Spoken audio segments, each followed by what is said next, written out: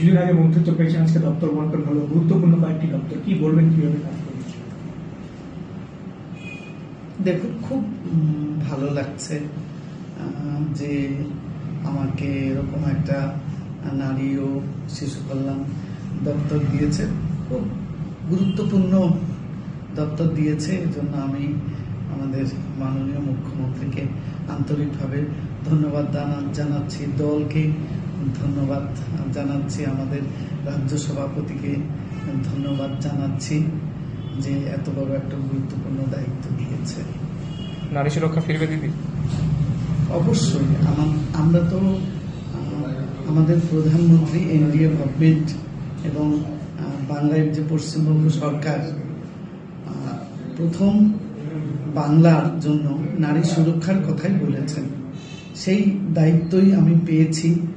NDA government যেমন করে নারীদের ক্ষমতায়ন, নারীদের স্বনির্ভরতা, নারীদের অধিকার ফিরিয়ে দেওয়ার কথা বলেছেন, সেইভাবেই আমরা বাংলাতেও আমরা ফিরিয়ে আনবো। মহিলাদের স্বনির্ভর করবো, যেমন তাদের অধিকার এবং তারা মা, বোন এবং শিশুরা যেন সুরক্ষিত থাকে, সেই লক্ষ্যেই আমি কাজ করব।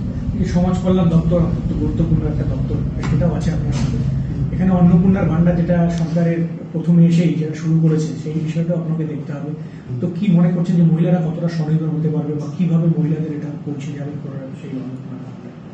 দেখুন, অন্নপূর্ণা ভান্ডার যেটা আমাদের মাননীয় প্রধানমন্ত্রী এবং স্বরাষ্ট্রমন্ত্রী এসে বলেইছিলেন যে 1 মাসের মধ্যেই আমাদের যে লক্ষ্মী ভান্ডারের নাম পরিবর্তন করে আমাদের অন্নপূর্ণা যোজনা করা হবে। সেটা কিন্তু আমরা অলরেডি সেটা অনেক মহিলাই পেয়ে গেছে। আমরা চাই প্রকৃত যারা এই অন্নপূর্ণা যোজনা পাওয়ার অধিকারী তারাই পাক, এটা আমরা চাই। ইতিমধ্যে মহিলারা উচ্ছ্বসিত যে আমাদের সরকার মহিলাদের অন্নপূর্ণা যোজনায় 3,000 টাকা দিচ্ছে, সরকারি গাড়িতে তাদের যাতায়াত ফ্রি করে দিয়েছে। আরও যে মহিলা ক্ষমতায়ন, মহিলাদের স্বনির্ভর করার জন্য আমাদের বিশ্বকর্মা যোজনা থেকে যে যোজনাগুলো, সামাজিক যোজনাগুলো আছে, এগুলো আমরা মহিলাদের জন্য করব আর কি। সমাজে যাতে মহিলারা প্রতিষ্ঠিত হয়, তাদের অধিকার ফিরে পায়, তারা যেন তাদের স্বনির্ভর।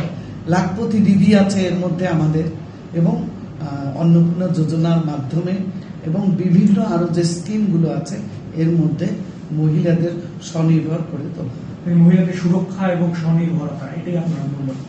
হ্যাঁ, অবশ্যই। আমরা বিধানসভা নির্বাচনের আগে যে প্রতিশ্রুতি বা অঙ্গীকারবদ্ধ ছিলাম, আমরা সে দুটো আমি আমার অফিসার এবং মাননীয় মুখ্যমন্ত্রী সবার সঙ্গে এবং যত মহিলা এমএলএ আছে সবার সঙ্গে বসে একদম যেন আমরা পশ্চিম বাংলা জুড়ে মহিলাদের সুরক্ষিত এবং মহিলারা যেন স্বনির্ভর হয়, সেদিকে আমরা একদম নজর দেব।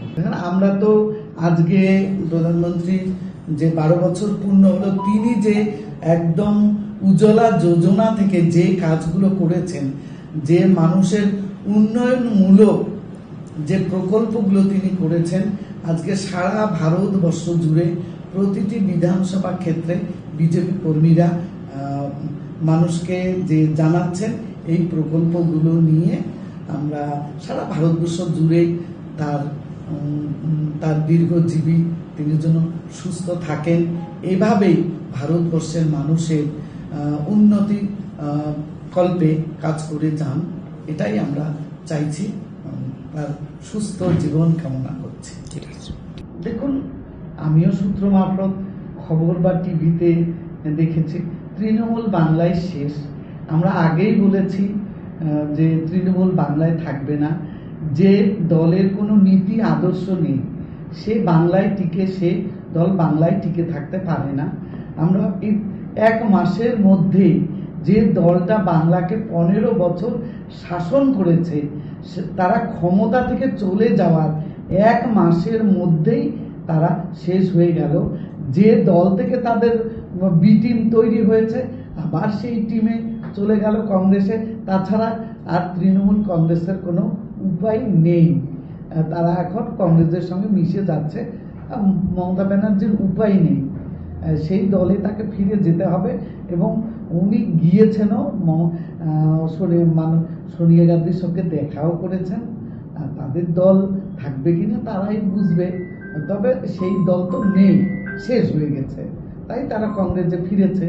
কিছুদিন আগে মন্ত্রিত্ব পেয়েছেন, আজকে দপ্তর বন্টন হলো, গুরুত্বপূর্ণ কয়েকটি দপ্তর, কি বলবেন কিভাবে কাজ করছে?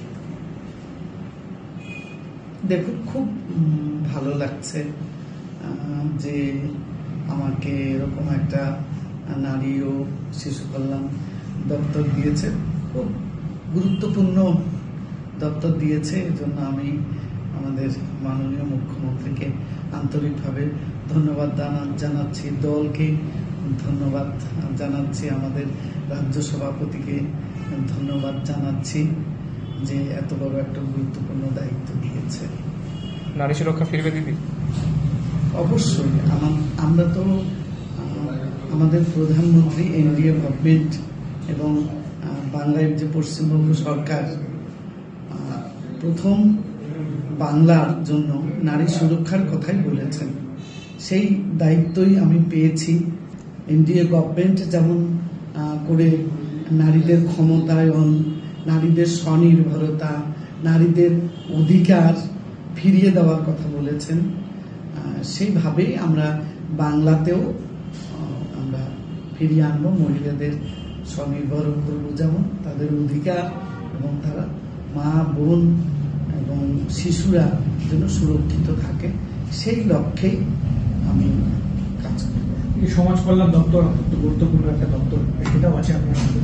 এখানে অন্নপূর্ণার ভান্ডার যেটা সরকারের প্রথমে এসেই যেটা শুরু করেছে, সেই বিষয়টা আপনাকে দেখতে হবে।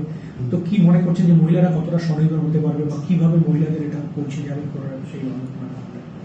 দেখুন, অন্নপূর্ণা ভান্ডার যেটা আমাদের মাননীয় প্রধানমন্ত্রী এবং স্বরাষ্ট্রমন্ত্রী এসে বলেইছিলেন যে 1 মাসের মধ্যেই আমাদের যে লক্ষ্মী ভান্ডারের নাম পরিবর্তন করে আমাদের অন্নপূর্ণা যোজনা করা হবে।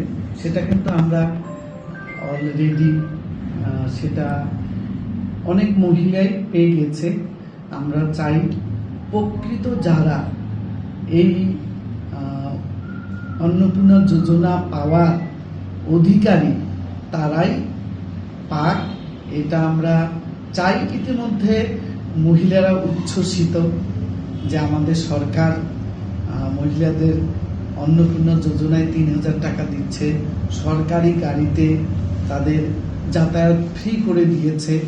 আরও যে মহিলা ক্ষমতায়ন, মহিলাদের স্বনির্ভর করার জন্য আমাদের বিশ্বকর্মা যোজনা থেকে যে যোজনাগুলো, সামাজিক যোজনাগুলো আছে, এগুলো আমরা মহিলাদের জন্য করব আর কি। সমাজে যাতে মহিলারা প্রতিষ্ঠিত হয়, তাদের অধিকার ফিরে পায়, তারা যেন তাদের স্বনির্ভর।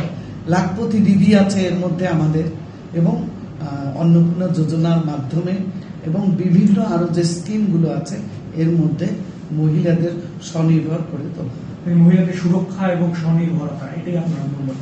হ্যাঁ, অবশ্যই। আমরা বিধানসভা নির্বাচনের আগে যে প্রতিশ্রুতি বা অঙ্গীকারবদ্ধ ছিলাম, আমরা সে দুটো আমি আমার অফিসার এবং মাননীয় মুখ্যমন্ত্রী সবার সঙ্গে এবং যত মহিলা এমএলএ আছে সবার সঙ্গে বসে একদম যেন আমরা পশ্চিম বাংলা জুড়ে মহিলাদের সুরক্ষিত এবং মহিলারা যেন স্বনির্ভর হয়, সেদিকে আমরা একদম নজর দেব।